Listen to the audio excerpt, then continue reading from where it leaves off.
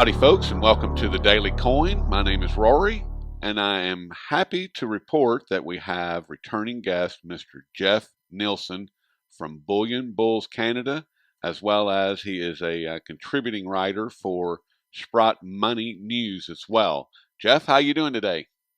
Not too bad. The Daily Coin's becoming one of my favorite sites, so it's always a privilege and honor to be invited back. Well, that's very, very kind of you to say, really, and I really appreciate it. And I have to give Sean a shout out because without being involved with SGT Report, I would have never met you, and I would have never gotten introduced to your great work. So, Well, and of course, Sean certainly helped me get my own writing off the ground as well, so he's kind of a mentor for both of us.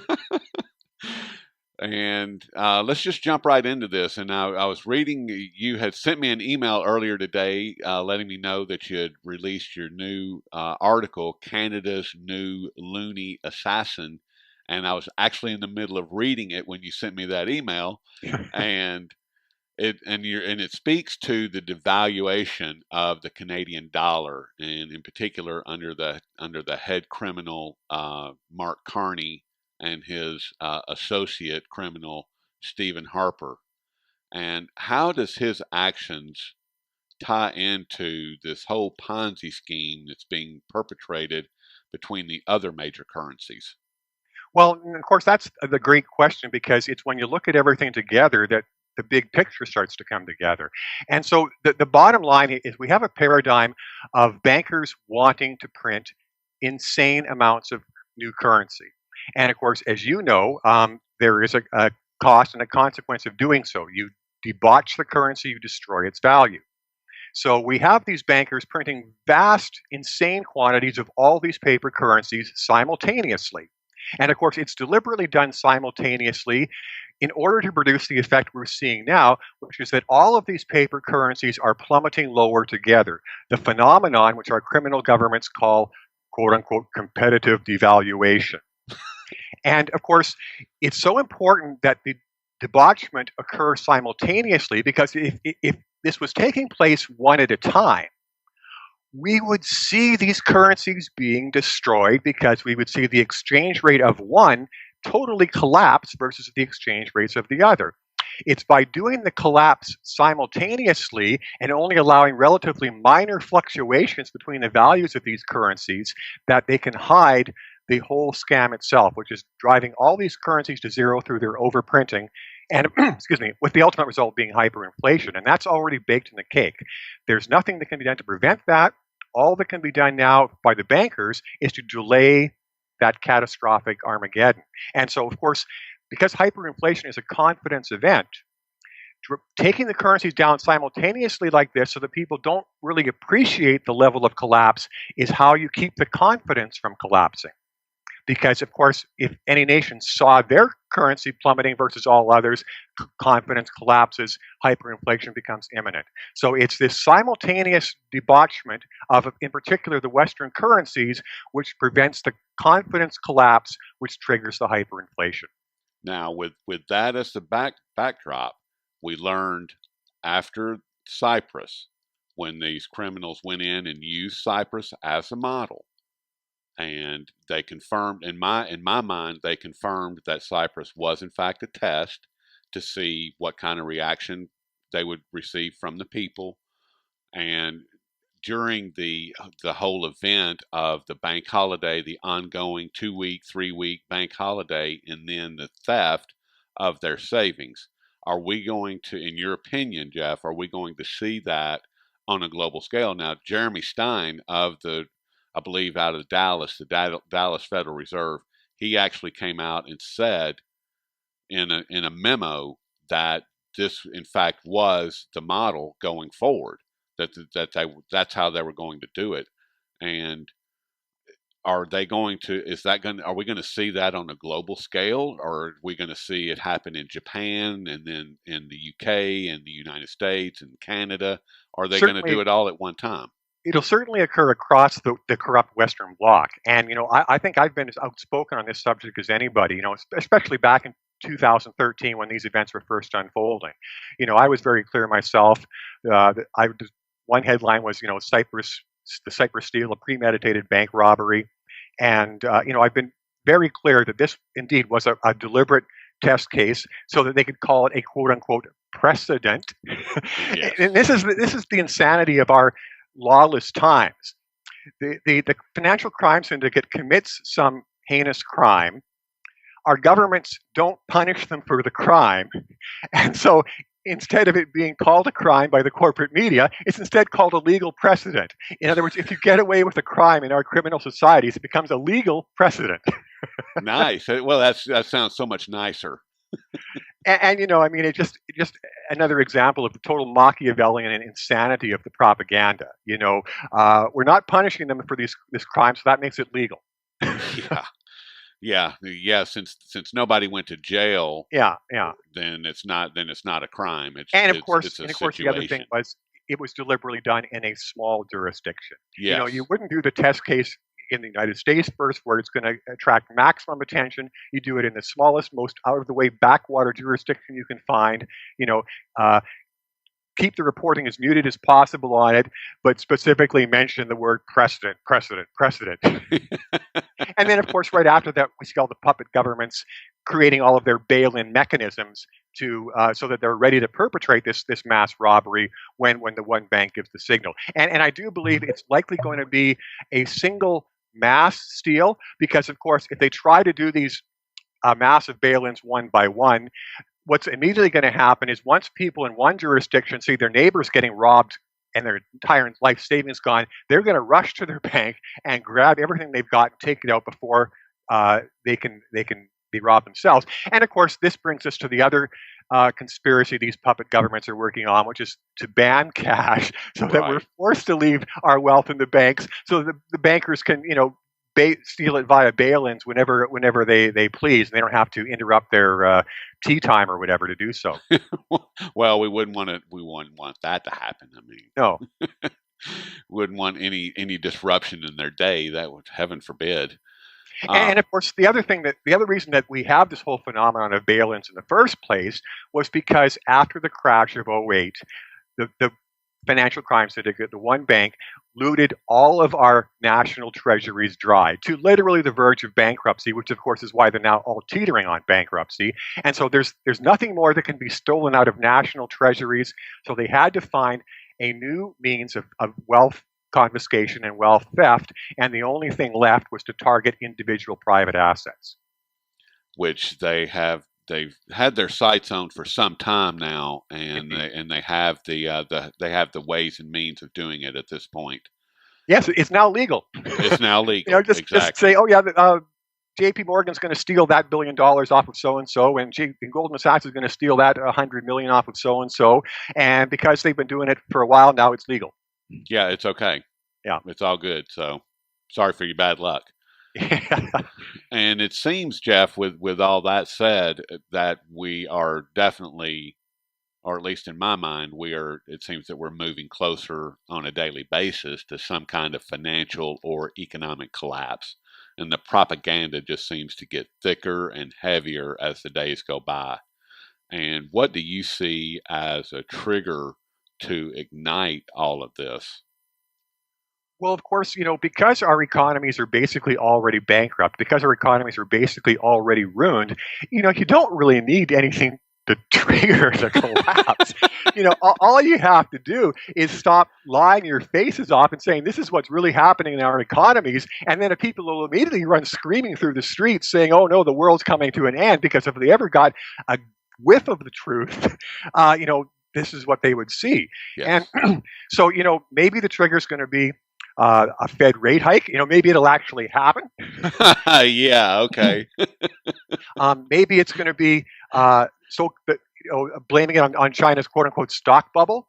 Yep. So the thing is, we have these, this crime syndicate manufacturing various mini scenarios that could be used as a trigger. So I'm not trying to say which particular one will be the trigger. I rather just try to point out this could be it, that could be it. For me, I'm looking instead more to timing, and of course, as you know, I'm fairly unequivocal about the fact that I think this next scheduled crash is due in the next 12 months to coincide with the U.S. election cycle, and because that's simply how it's been done over the last 15 years or so, when the when one half of the two-party dictatorships had its 8-year play spree in power, they get blamed as the villain for a quote unquote crash. You send in the next half of the two-party dictatorship as the white knight, and they get to run amok in government for 8 years. Then they get blamed for a crash, and you repeat the whole cycle again. So based on that timing, which we've seen over the last while, the next crash is already scheduled. But the question becomes, do they have the guts to actually go ahead with it? Because these criminals know better than anybody how much destruction they've wrought. They know better than anybody how close our economies are to total collapse, how close our monetary systems are to total collapse. Do they actually have the balls, or alternatively the insanity, to go through with their crash scenario? Because I seriously question whether these bankrupt, totally destroyed economies can withstand any sort of shock like that without absolute collapse. And of course, absolute collapse means hyperinflation, debt jubilee, and the total reset, which we're wanting to occur, but not wanting to occur under those sorts of circumstances. Yeah, I don't want it to occur. I can tell you that right now. Well, we need it to occur. We It's going to need be it to extremely occur. painful when it happens, and all we can hope for is that when it's triggered, it will happen in the least destructive manner. And of course, that's becoming a fainter and fainter hope, because Yes, what we see unfolding is that it's most likely to occur in the most destructive manner. I think. Yeah, that's what I see is unfortunately the most destructive manner. Do you see bombs involved in this? Will it be a world war? Will it be a global plague? I mean, the thing is, at one time, talking about stuff like this would be what you were doing if you were reading comic books and talking with your buddy. Because the only place we'd ever encounter ideas like this was in the realm of comic book villains. But now, of course, we have these sorts of psychopaths totally in charge. You know, uh, Talking about winning strategic nuclear wars, and planting their bugs in Africa and that to quote unquote reduce the surplus population. So we're dealing with people that make the comic book villains look like pussycats. These people are totally insane, capable of absolutely anything, including accidentally wiping us out. And of course, that's the truly scary part.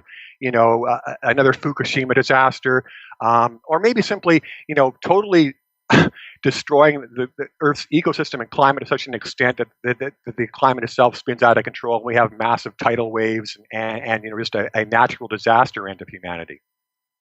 As none of that sounds good, but it sounds within the realm of reality because they are that crazy. They are completely insane, and I just wish I keep praying that the people are going to wake up, that the masses are going to see something that triggers in their mind the truth. But that's that's just Well, maybe that's why we that do. may be lost hope on my part. But that's why we do what we do. You Yes, know, uh, Maybe it's only reaching one new person a day or one new person a week, but you keep chipping away because eventually enough people, will become informed to reach that critical mass. And once the critical mass is achieved, there'll be some sort of positive reform start to enter the picture. And so it's just a matter of achieving that critical mass and racing to try to do so before the bankers destroy everything. yes, and I hope we can get there. I hope we get there before them. Yeah. And I want to change gears a little bit here, and with physical silver obviously in tighter supply than is currently known. And I have very good information that some of these larger silver producing countries around the world are in major decline. And there's getting ready to be an article, there's getting ready to be a couple of articles that are coming out written by someone else, not me, but they're going to be informing us as to the seriousness of these declines in the mining sector. And so we already know that the silver supply is tight. Otherwise, the U.S. Mint would not have sold out. We're starting to see gold blow off the shelf at an ever increasing pace. And how, I mean, there was, as far as gold is concerned, there were more gold eagles sold by the U.S. Mint in July than the entire second quarter, according to Steve St. Angelo. I mean, that's incredible. Do you see a force majeure in the cards, or how can the COMEX hold on at this point? Well, I think that the big thing here that readers need to understand is the totally different paradigm that exists between the gold market and the silver market. Excuse me. We start with the basic fact that the gold market is a much bigger market because the bankers haven't been able to destroy gold's allure as an asset to the same extent they have with silver. So, but on the one hand, we have a market with greater overall demand than the silver market in proportionate terms to what the available supply is. But then we look at the other side of the equation, which are stockpiles. And here, of course, once again, we see things are totally different. It's the gold market that has the massive stockpiles because, as we know, basically all of the gold that's ever been mined has been preserved and conserved. And then meanwhile, the silver market, where we have the phenomenon of silver being consumed because it's used in small quantities and thrown away, we have global stockpiles almost gone. So, we have these two very different markets, and it's so hard to talk about them at the same time when we talk about default. So, I know that actually you were recently spending a lot of time talking with Jim Willey about the gold market, so I'm going to focus more on the silver market. Okay. And, excuse me, when I try to look at the big picture of the silver market, my starting point is to go back in time to when we still had some reasonably clear picture on what was happening in the marketplace. And in my mind, that's going back a full decade to 2005. At that time, for all intents and appearances, we were still getting reasonably accurate reporting on actual inventories in the silver market. And the reason I say this is because if you look at a graph of inventories going back from 2005 over the previous 15 years before that, what we see is a line going almost straight down. So, of course, the bankers would have no reason to lie and say that inventories were plummeting straight down because that's against their own interests. So we have to assume that's accurate. From 1990 to 2005, global silver inventories plummeted by 90%. And of course, it was in basically a straight downward curve. So there was no reason to expect that curve to change. In 2005, the bankers began their total inventory fraud in both the silver and the gold market through the introduction of their quote-unquote bullion ETFs. And so because of that inventory fraud, since 2005, we've basically lost any sort of clear picture of the gold market or the silver market with respect to inventories and COMEX inventories in particular. But the trajectory for silver was leading us to default, not simply a crisis, but default by around the year 2007. Wow. And by my estimate, we had an annual shortfall somewhere in the vicinity of 100 to 200 million ounces. So the question is, why haven't we had this default? The thing is the industrial users of silver can't use the bankers' paper for their products. The people that are buying all these silver maples and silver eagles, they're not made out of paper. So we know that these people are still able to get their silver for their real world applications. So where is it coming from? Exactly. And so, I guess it's about a year ago or so now, I came out with a thesis which I think is fairly credible, entitled The Secret Silver Stockpile. And, it's simply a hypothesis that back when this crime syndicate, which of course is now well over 100 years old, was literally looting the world's silver. They looted all the silver out of India. They confiscated the silver in the United States. That, somewhere over that period of time, they simply grabbed a big chunk of that global silver stockpile, hid it away, and kept it for a rainy day. And of course, the thing is, with silver being the people's money, what these oligarchs want to do is to keep silver out of the people's hands. So, of course, consuming it and destroying it now is great, but, simply hiding it and hoarding it was also a way of keeping it out of the people's hands. So, the premise that there is a secret silver stockpile in the control of the oligarchs is not in any way unreasonable. They were doing massive thefts of silver. They don't want that silver to get into the people's hands. So, it holds together. By my calculations, between 2007 and today, there would have been a need for somewhere in the vicinity of an extra billion ounces of silver to satisfy the shortfall between depleted inventories and the demand that existed since those inventories were gone. So, if those calculations are anywhere, near accurate, there was a secret silver stockpile. It's used up a billion ounces. There can't be that much more remaining. And of course, when we look at all of the Ponzi schemes in general, what screams out at us again and again is, okay, it's gone on for a long time, but it can't last much longer. And of course, we've been saying this for a while, but unfortunately, but of course, the level of insanity keeps increasing exponentially. So when we say it can't last much longer, we're not saying this in just terms of repeating ourselves to hear our own voices. It's because the evidence is just getting so much more extreme and insane that there's no other conclusion possible. Things should have fallen apart in 2010. They should have fallen apart in 2012. They should have fallen apart in 2014. That doesn't mean they're not going to fall apart in 2016. It means they really should fall apart in 2016. So, it's very possible that everything has been timed to just hold together until this final event. The next crash in 2016, the massive lootings that they're going to do via their bail-ins. And at that point, they say, who cares? We've stolen everything out of these cultures. Go to hell. We'll let the precious metal markets collapse now. We're going to run and hide. Well, it's interesting that you were talking about the billion-ounce deficit that it came from somewhere. Because 2 days ago, the Silver Institute released their 2015 report. And lo and behold, according to the Silver Institute, we're going to wind up at 57.7 million ounces in deficit for 2015. Well, of course, here we have to back up and give your readers a good laugh, because it's only over the last 3 years that the Silver Institute started changing its record keeping.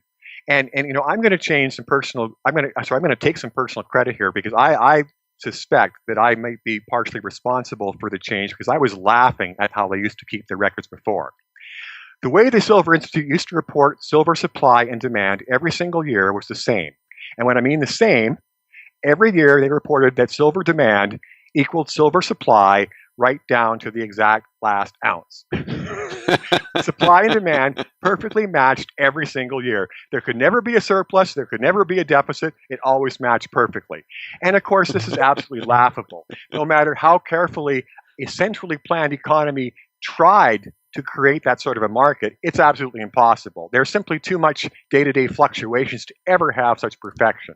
So the fact that they were reporting this year after year after year was just an indication of open fraud. And so, I laughed at it year after year after year. Oh, once again, we got supply and demand numbers identical, ha, ha, ha. And so finally in 2013 or so, they ended this charade and started to change their accounting system to acknowledge the fact that in the real world, every year, there must be a surplus or there must be a deficit. And of course, in the silver market, there must be a deficit. Yes. And so since 2013, the Silver Institute has now been acknowledging deficits in the silver market. And of course, that begs the question, well, what was happening during all the years they were pretending that supply and demand were the same? Yeah, balanced to zero. Yeah. Well, it was probably in deficit as well. I mean, it would have to have been.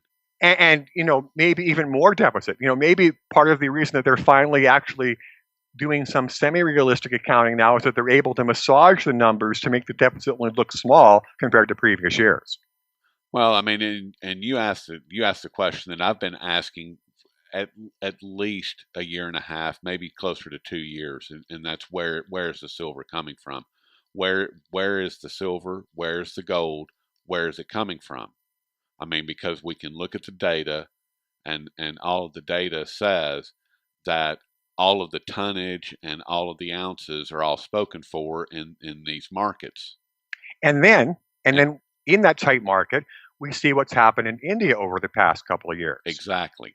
The bankers went and imposed their gold embargo on India to force India's government to stop importing gold almost completely for the better part of a year. And Indians, of course, immediately went and started buying massive quantities of silver with both hands. And India's silver imports for 2014 and 2013 immediately exploded to new all-time records, even ahead of their records back in 2008 when the bankers crashed the price of silver below $10 an ounce. So, we had this already extremely tight market, and then we have this explosion in silver demand from India. Where's the extra silver for that? And yet, of course, when we see what the bankers are actually doing, um, looting the gold of India, looting the gold of Ukraine. Now they're working on looting the gold out of India. I don't know if you've caught that, but they Yes. basically persuaded Indians to give the bankers their gold. Yes. And they're going to pay them interest on it. Yeah, pay them interest. Yeah, on something that generates no income. Please, See, there's nothing. anyone in India, please listen. Do not be part of that. Yeah, nothing fraudulent about paying interest on something that generates no income. Right. So this is the whole thing.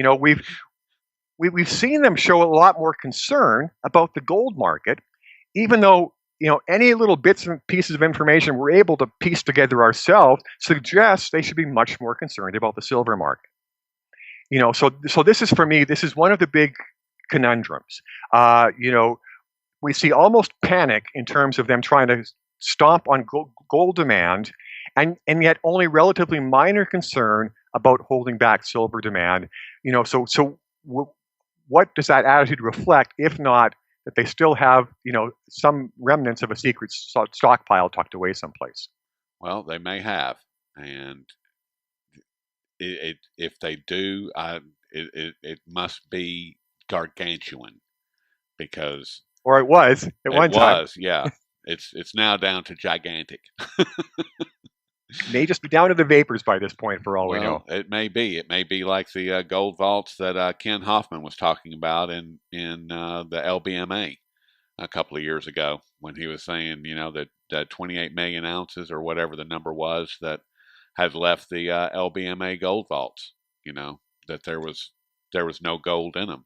If you're Period. somebody who likes listening to a nice loud echo, go stand inside a gold vault and make a noise. Right. Exactly. Especially one that's associated with the LBMA. You bet. Oh, well, Jeff, I certainly appreciate all your time and all your wisdom this afternoon. This has been fantastic, and I really hope that we can do a quick update like this again in the not too distant future. It's always fun to get together, Rory, so just give me a call and we'll set it up. Well, all right. Well, please be sure and check out all of Jeff's great work over at bullionbullscanada.com, as well as his work that he's doing for SprotMoneyNews.com. So, Jeff, we will talk with you soon. Thanks very much, Rory, and best to you.